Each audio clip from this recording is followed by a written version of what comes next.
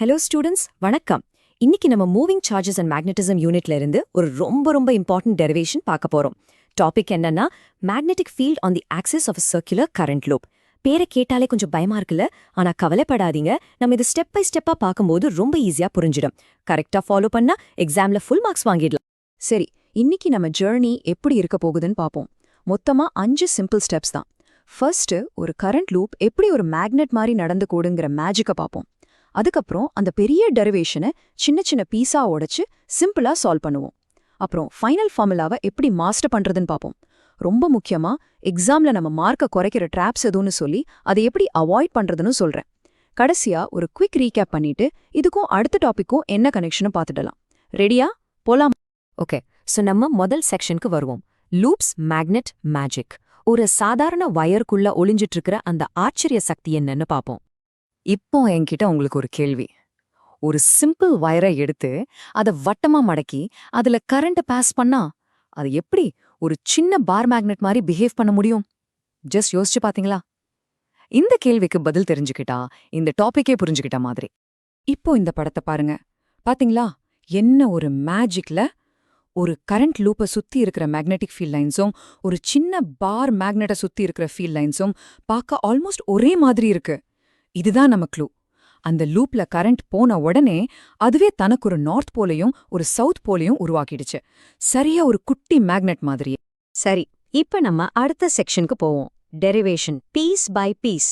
இந்த மிஸ்ட்ரியை நம்ம ஸ்டெப் பை ஸ்டெப்பா சால்வ் பண்ணலாம். பயப்படவே வேணாம், இது ஒரு டிடெக்டிவ் ஸ்டோரி மாதிரி தான் நம்ம சால்வ் பண்ண போறோம்.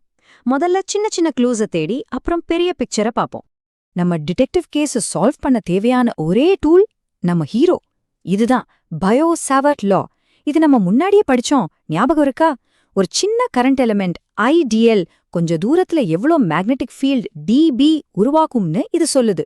இந்த ஒரு ஃபார்முலாவை வச்சுதான் நம்ம ஃபுல் டெரிவேஷனையும் முடிக்க போறோம். ஓகே, டெரிவேஷனோட படி. இப்போ உங்க ஃபுல் கான்சென்ட்ரேஷனும் அந்த சின்ன DL மேல மட்டும்தான் இருக்கணும். அந்த முழு லூப்பையும் மறந்துடுங்க. அந்த DLங்கிற சின்ன வயர் பீஸ் Pங்கிற பாயிண்ட்ல DB அமௌண்ட் ஆஃப் மேக்னெட்டிக் ஃபீல்ட உருவாக்குது. அவ்வளோதான் ஸ்டெப் 1. ரொம்ப சிம்பிள். அடுத்து ஸ்டெப் 2. இந்த DB வெக்டரை நம்ம 2 காம்பனன்ட்ஸா பிரிக்க போறோம். ஏன் இப்படி பிரிக்கிறோம்னா அப்போதான் நம்ம கால்குலேஷன் ரொம்ப ஈஸியாகும். ஒன்னு ஆக்சிஸ்க்கு நேரா போற X காம்பனன்ட், அது நம்ம DBXன்னு சொல்றோம். இன்னொன்னு ஆக்சிஸ்க்கு செங்குத்தா போற காம்பனன்ட், அதை நம்ம DB பெர்பெண்டிகுலர்னு சொல்றோம். இப்பதான் இந்த டெரிவேஷனோட டர்னிங் பாயிண்ட் வருது. ரெடியா?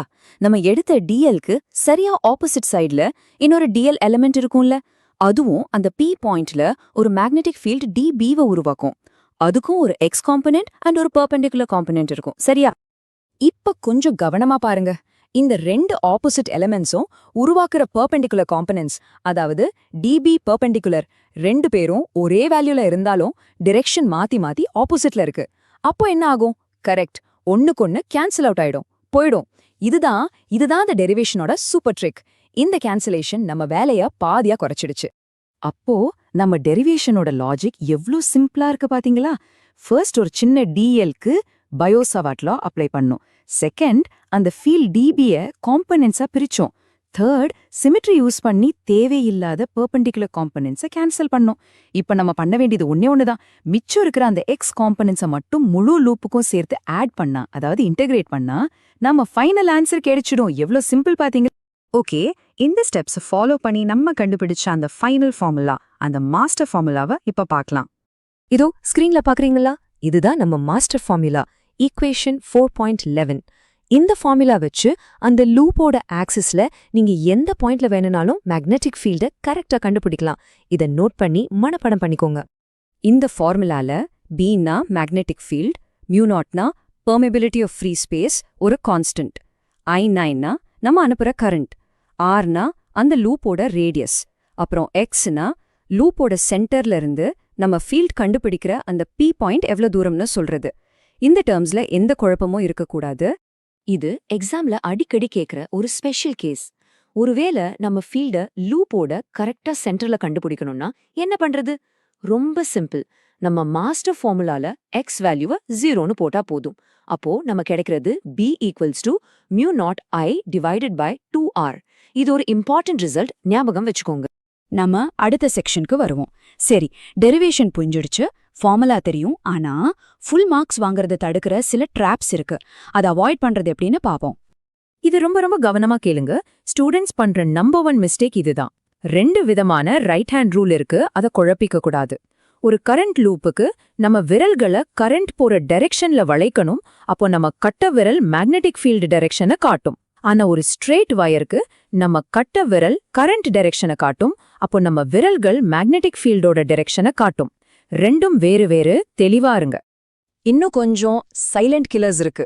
எக்ஸாம் பேப்பர்ல நம்ம மார்க்க சைலண்டா குறைச்சிடும். ஃபர்ஸ்ட், ஃபார்முலால டினாமினேட்டர்ல பவர் 3/2க்கு பதிலா ஸ்கொயர் பண்ணிடுறது. செகண்ட், சென்டர்ல ஃபீல்ட் கேட்கும்போது x=0 போடாம வேற ஏதாவது ஃபார்முலா யூஸ் பண்றது. தேர்ட், ஆர்க்கு பதிலா எக்ஸும் எக்ஸுக்கு பதிலா ஆரும் போட்டு குழப்பிக்கிறது. இதெல்லாம் எக்ஸாம்ல டபுள் செக் பண்ணுங்க. ஆல்ரைட், நம்ம நிறைய விஷயம் பார்த்துட்டோம். இப்போ நம்ம கடைசி செக்ஷனுக்கு வந்துடும். ஒரு குவிக் ரீகேப் பண்ணிட்டு இதோட கனெக்ஷன் என்னன்னு பார்த்துடலாம். இதுதான் பிசிக்ஸோடைய பியூட்டி. நம்ம சாப்டர் 1ல படிச்ச எலக்ட்ரிக் டைபோல் ஞாபகம் இருக்கா? அதுக்கும் இன்ன கரண்ட் லூப்க்கும் ஒரு ஆச்சரியமான கனெக்ஷன் இருக்கு. ரொம்ப தூரத்துல இருந்து பார்க்கும்போது நம்ம கரண்ட் லூப் ஒரே மாதிரி ஒரு மேக்னெட்டிக் டைபோல் மாதிரி தான் பிஹேவ் பண்ணும். அதோட மேக்னெட்டிக் ஃபீல்டு பேட்டர்ன் நம்ம படிச்ச எலக்ட்ரிக் டைபோலோட எலக்ட்ரிக் ஃபீல்டு பேட்டர்ன் மாதிரியே இருக்கும். எல்லாமே ஒன்னோட ஒன்னு கனெக்ட் ஆகி இருக்கும். ஓகே, ஒரு சூப்பர் குவிக் சம்மரி. இன்னைக்கு கிளாஸ்ல இருந்து நீங்க எக்ஸாம்க்கு எடுத்துட்டு போக வேண்டிய 5 கீ பாயிண்ட்ஸ். 1, கரண்ட் லூப் ஒரு பார் மேக்னெட் மாதிரி. 2, பயோசாவர்ட் லா அண்ட் சிமெட்ரி வச்சு தான் ஃபீல்டை டெரைவ் பண்ணும். 3, ஃபைனல் மாஸ்டர் ஃபார்முலாவை மறக்கவே கூடாது. 4, சென்டர்ல ஃபீல்டுக்கு ஒரு ஸ்பெஷல் ஃபார்முலா இருக்கு, அதை ஞாபகம் வச்சுக்கோங்க. 5, 2 ரைட் ஹேண்ட் ரூலையும் தெளிவா இருங்க. இது போதும். நம்ம கிளாஸ் முடிக்கிறதுக்கு முன்னாடி ஜஸ்ட் ஒரு யோசனை. ஒரு கரண்ட் லூப் ஒரு மேக்னெட் மாதிரி பிஹேவ் பண்ணுதுன்னு பார்த்தோம்ல. சயின்டிஸ்ட் ஆம்பேர் என்ன சொன்னாரு தெரியுமா? உலகத்துல இருக்கிற எல்லா மேக்னெட்டிசம்க்கும் காரணம் ஆட்டம்ஸ்குள்ள சுத்தி வர்ற சின்ன சின்ன சர்க்குலேட்டிங் கரண்ட்ஸ் தான்னு சொன்னாரு. இதுக்கு அர்த்தம் மேக்னெட்டிசமோட அடிப்படையே கரண்ட் தான். இத பத்தி நீங்க என்ன நினைக்கிறீங்க? யோசிச்சு பாருங்க. நம்ம அடுத்த டாபிக்ல மீட் பண்ணலாம். All the best.